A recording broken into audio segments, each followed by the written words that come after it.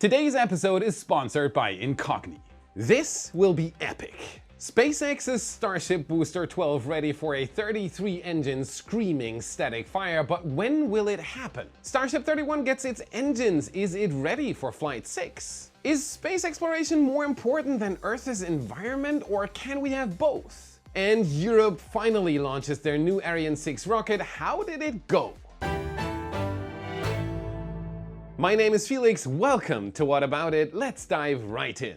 Starship updates. We'll start our journey here at the launch site today because we have a new guest. Over the last few weeks we've been so preoccupied with what's going on with Ship 30's heat shield, it is easy to forget about its partner, Booster 12. But this booster still has a lot of work to be done before it's ready for flight. With Musk stating that a launch will be in just a few weeks, time is ticking. Which is why we are so excited to see this. Yep, it has finally happened. After a failed start on the 3rd, when a tower section was rolled instead of a booster, we finally saw Booster 12 roll to the launch site on the 9th.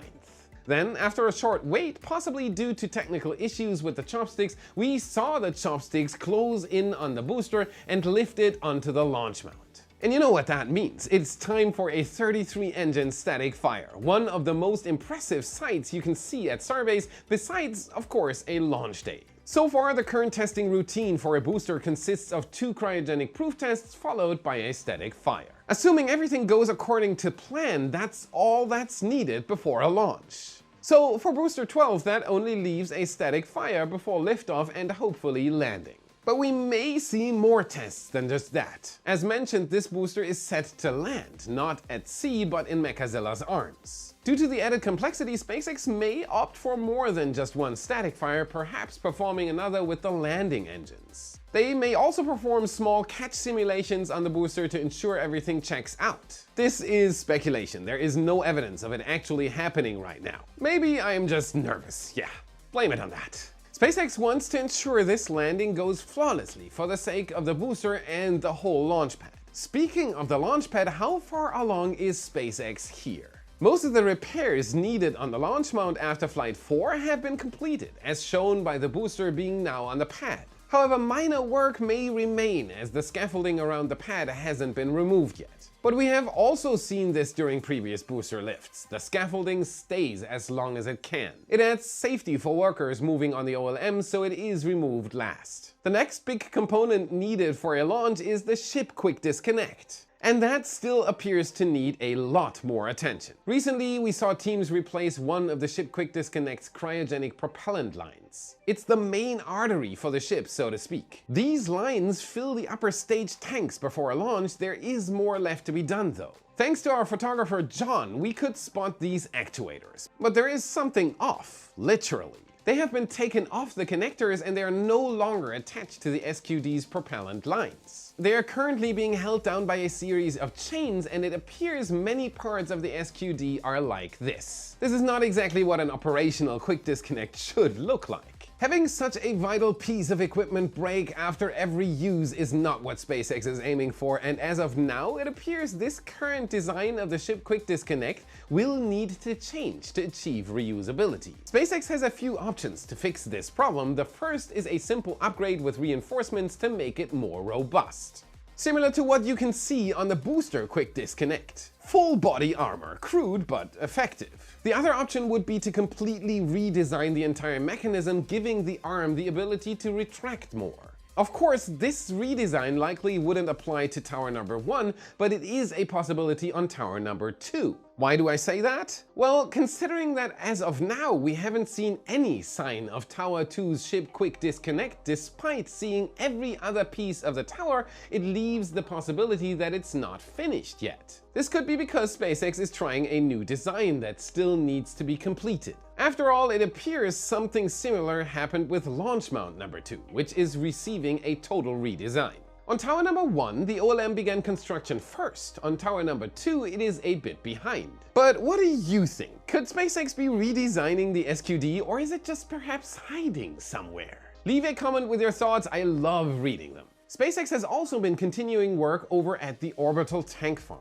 Here, teams can be seen removing old equipment that was used for the old vertical tank farm. They can also be seen installing new equipment to increase capacity and prepare the tank farm to connect to both Launchpad 1 and 2. Before we get to Tower 2 stacking, we've looked into our channel metrics and there are over 2 million returning monthly viewers who have not yet subscribed. Help us improve the channel even further by double checking that you've hit that subscribe button so you don't miss our updates. And while you're at it, give us a like and become a wise supporter for exclusive SpaceX updates. With it, you get access to daily Starbase photo galleries, including satellite, aerial, and ground photos of SpaceX's progress and countless other extras on top. And no matter how much you decide to give, everyone gets the same supporter content and access. You decide what you want to give. Thank you very much. On we go with Tower 2 stacking. It appears SpaceX is moving full steam ahead with tower stacking as teams finish up the final preparations for the base of Tower 2. We should see the first section lifted and stacked onto the new attachment points any day now. All the preparation work should be done. The base is prepared and the lifting eyes are installed on the first segment. SpaceX can proceed. If they do, we'll show the footage here. It is a bit hard to predict. But even after that first section is stacked, we will still see a lot of work done on the base, as it still needs quite a bit of piping, the drawworks to operate the catch arms, and more shielding to protect that equipment. In fact, we have seen this missing shielding for a while now. It does appear that SpaceX will wait until after the first section is stacked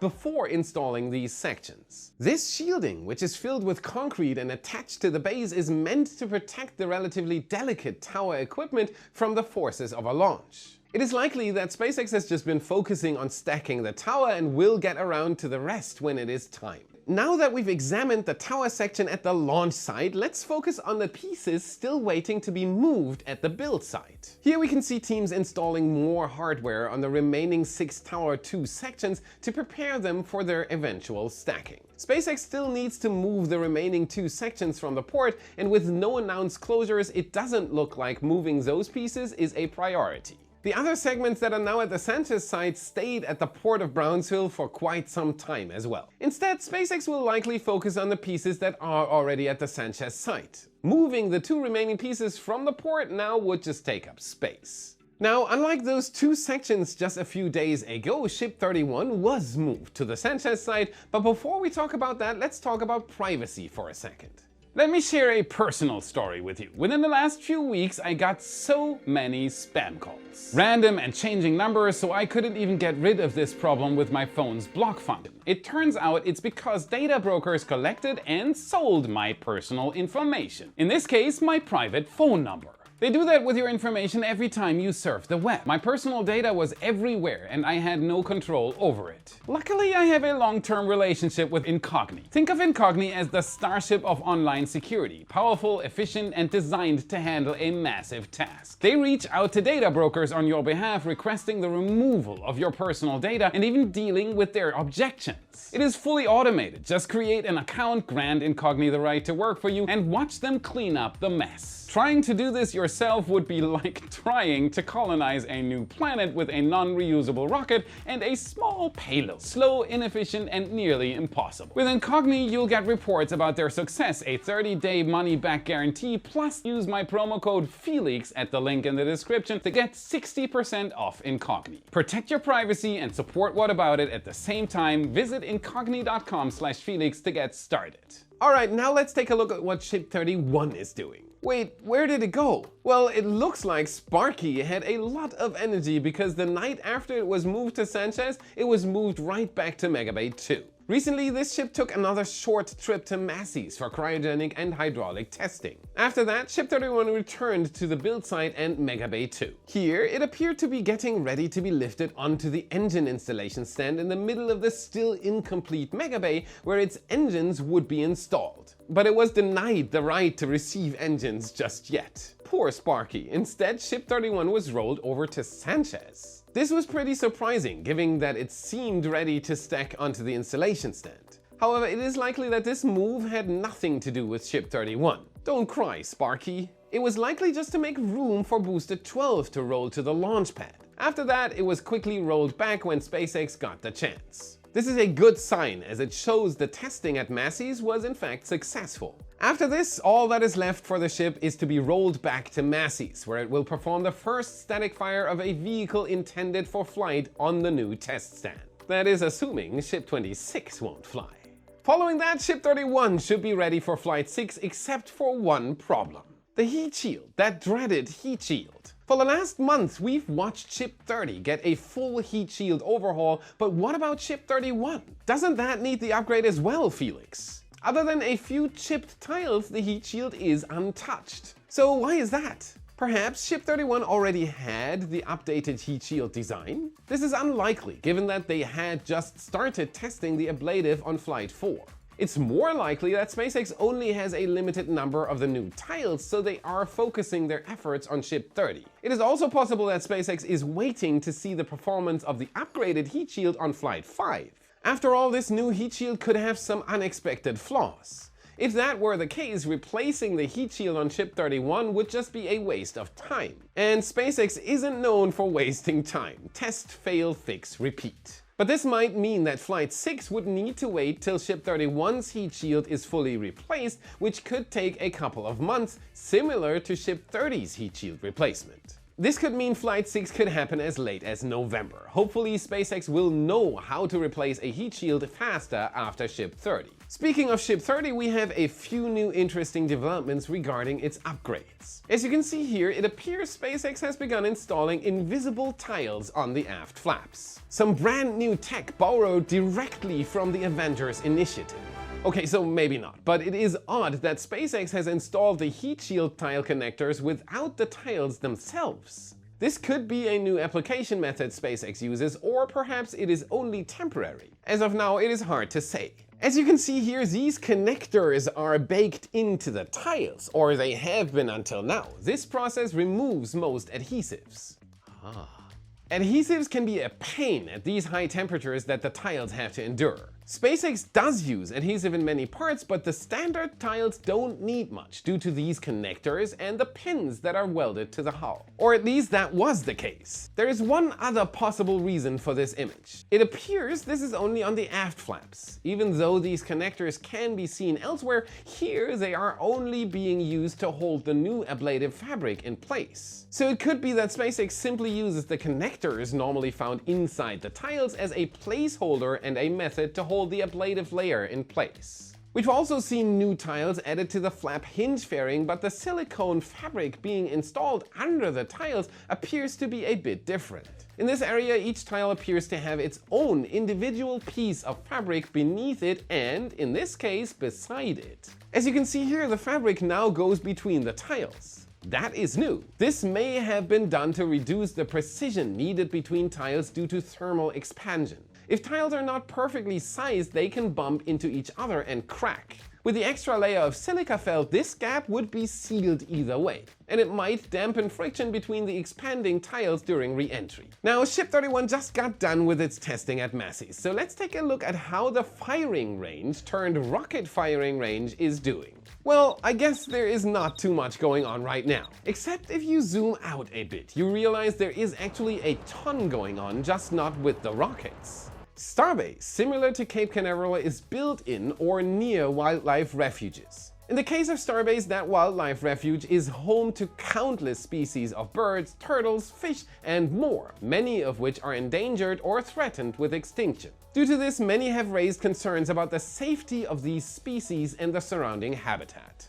Let's take a closer look at this, because it could be a limiting factor for launches from Starbase if the FAA or Environmental Protection Agency deems it a risk to wildlife.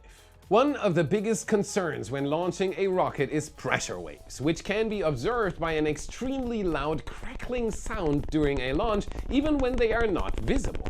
These pressure waves create the typical rattling sound of a rocket launch. Brrr. These pressure waves are so strong and loud that they are the main reason you can't survive standing near a rocket launch. It's not the heat. I mean, that too when you're really close. Let's just say that rocket launches aren't a very healthy experience when viewed from too close. In Starship's case, these sonic pressure waves are as gigantic as the rocket they come from, and they are clearly visible during liftoff. They look beautiful, but they're pretty bad for your internal bone structure when observed from too close up. This can pose a threat not just to humans, but also to many species of wildlife near the launch. Some local environmental groups have reported damage caused by SpaceX launches to the delicate bird nests around Starbase. There are also reports of a drastic decrease of around 54% in the population of certain endangered birds. This is not good, not just for those species that are negatively affected, but for SpaceX, especially if the FAA or Fish and Wildlife Services decide to get involved to try to protect those species. But all of this reporting on the negative effects of rocket launches on the environment raises some questions, especially since Boca Chica isn't the only US launch site. Is this actually true? What about the environment here at Cape Canaveral? Since 1963, much of the land surrounding the launch facilities has been considered a wildlife refuge for migratory birds and other wildlife quite similar to Starbase. But there are rarely any negative environmental reports of rocket launches from Cape Canaveral. How does that fit together? One possible explanation is the launch pads. Every launch pad at the Cape has a flame diverter. This can help protect the rocket and the surrounding area, as it redirects much of the energy of the early flight to a more limited area, reducing the impact. The other possibility is that some of the wildlife is not as affected by rockets as we might think. With thousands of launches going from the Cape and decades of research, little concern has been raised about how launches affect wildlife. If SpaceX can follow a similar approach at Starbase to what NASA is doing at Cape Canaveral, then many of these environmental concerns will likely be reduced. In fact, by building and launching rockets at Cape Canaveral, NASA preserved the area, creating a very unique protected area just because they are there. Rockets have helped Cape Canaveral stay a natural paradise.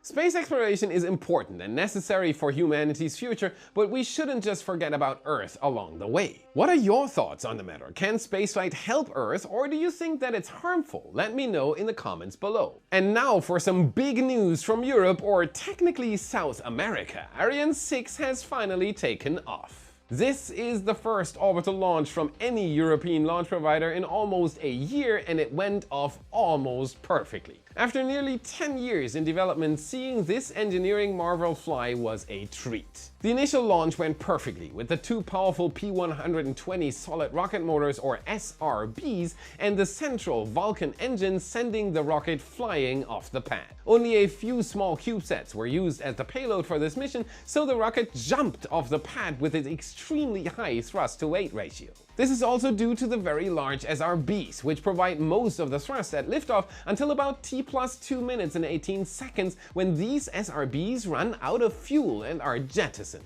You can also see two small flames coming from the boosters during this jettison. These are to push the SRBs away to ensure they don't accidentally collide with the rocket, which would be really bad. This was followed shortly by fairing jettison at 3 minutes and 41 seconds. Then the Vulcan engine kept burning for almost another 4 minutes before cutting off at T+7 minutes and 36 seconds. This is a vast difference compared to rockets such as the Falcon 9, whose first stage burns for only 2.5 minutes. Can you believe it? This difference is due to the choice of engine. Ariane 6 is powered by a single liquid hydrogen engine, which is very efficient but doesn't quite have the same thrust, meaning it needs to burn for much longer. The second stage is a similar story, also being a Hydrolox engine. This means the burn took quite a long time.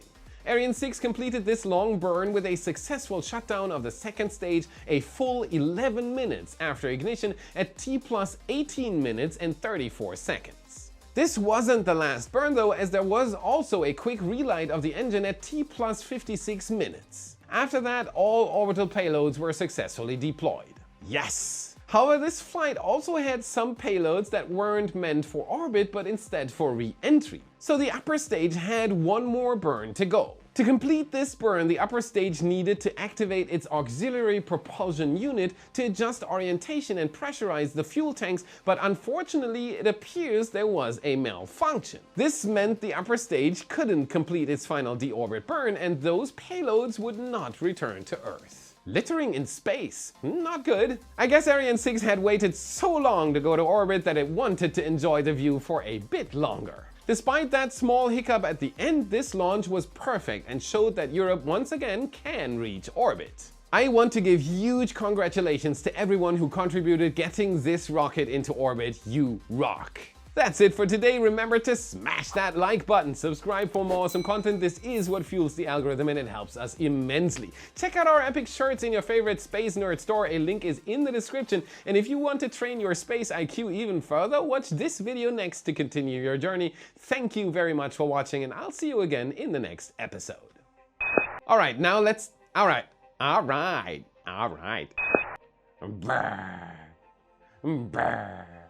It is likely that SpaceX's